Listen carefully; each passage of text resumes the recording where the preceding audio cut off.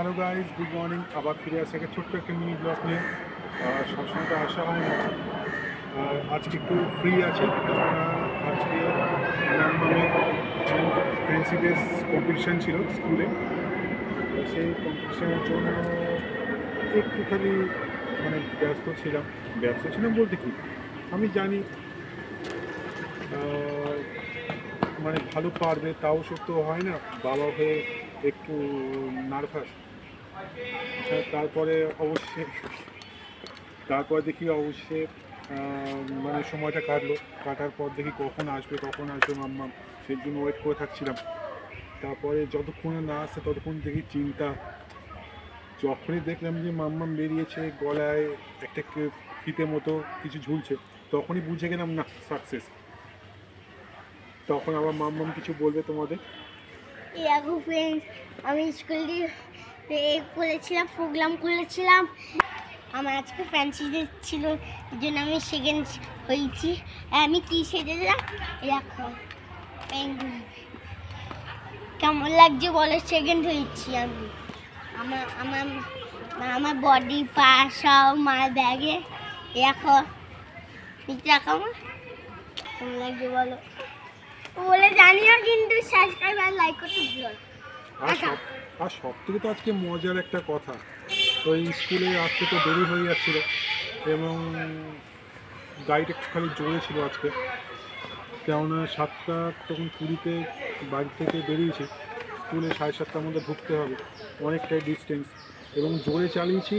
এবং ওই স্কুলে পৌঁছে যাওয়ার পর দেখি আর আজকে তো দেরি হয়ে গেছিলো বাড়ি থেকে বেরোতে মোটামুটি 7:20, কিন্তু 7:30টার মধ্যে দিয়ে স্কুলে ঢুকতে হবে, এবং গাড়িটা আজকে স্পিডেই ছিল।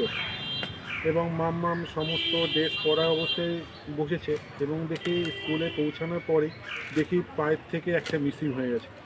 আমার তখন তো মাথায় হাত, বাবা কি হয়ে গেল, এত সুন্দর ড্রেস, কোথায় একটা পার্ট মিসিং হয়ে গেছে বলতে পায়ের মধ্যে ডাকে যে পাটা থাকে না, ওটা লাস্টে চলে গেছে। এবার লাস্টে কী করলাম, আবার গাড়ি ব্যাক করে নিয়ে এসে দেখছিলাম কোথায় গেল, তখন দেখি আর খুঁজে পাইনি। ঠিক আছে, মনটা খারাপ অবস্থায় বাইরে দিয়ে ফিরছিলাম, অবশেষে দেখি মাঝ রাস্তায় কিছুটা আসার পথে দেখি তারপর ফিরে পেয়েতেও মনটা খুব আনন্দ হয়ে গেল। কেননা একটা ইনকমপ্লিট থাকলে তো কেমন লাগে, তাই না? তার জন্য আবার স্পিডে মাঝ রাস্তা দিয়ে আবার নিয়ে চলে গেছি স্কুলে গিয়ে আন্টিকে বললাম, রিকোয়েস্ট করলাম একটুখানি মামামকে পরিয়ে দেওয়ার জন্য। তারপর স্কুলে আন্টিরা বললো ঠিক আছে, পরিয়ে দেবো, কোনো চিন্তা করতে হবে না, আপনারা যান। এই দেখো, মাম শাড়িটা করতে হেল্প করেছি। তুমি তো জানো আমাদের ডান্সের শাড়িটাকে এই হেল্প করেছি তা বানাতে, আর মা বলেছে সুপার ইংলিশ। আরেকটা জিনিস দেখো, আমি কত স্পিড ওই দিক দিয়ে আসছে না, ধরো দৌড়ি।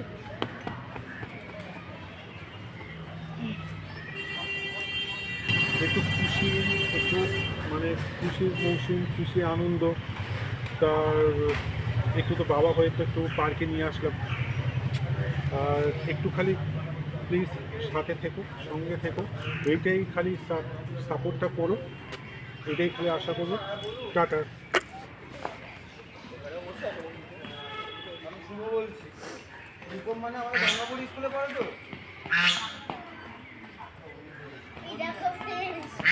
কত তাড়াতাড়ি চলে এলাম। টাটা, সেইগুলোই টাটা। আবার ফিরে আসবো একটা নেক্সট এপিসোডে। সবাই ভালো থেকো, সুস্থ থেকো। ওই দেখো ডাক, খুব সুন্দর লাগছে না ফ্রেন্ডস? ডাকগুলো কমেন্ট করে জানিও। এদের জন্য লাইক সাবস্ক্রাইব করতে ভুলো না।